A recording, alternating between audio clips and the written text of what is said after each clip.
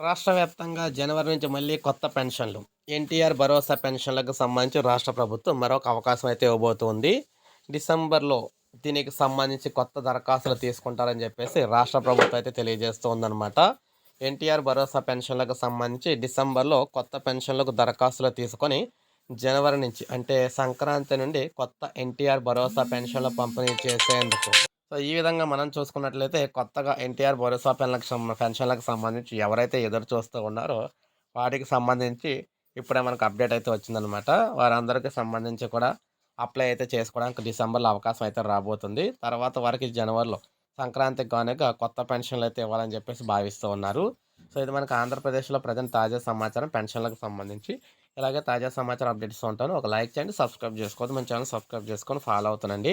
ఎన్టీఆర్ భరోసా పెన్షన్లకు సంబంధించి ఇటీవల కాలంలో చాలామంది పెన్షన్ల కోసం ఎదురు చూస్తున్నారు. అయితే దరఖాస్తులు ఎప్పుడు చేసుకోవాలా ఏంటనేది అయితే ఇంకా చాలామందికి అయితే క్లారిటీ అయితే ఉండట్లేదు. అందుకోసమే ఈ వీడియో చేయడం అయితే జరిగిందనమాట.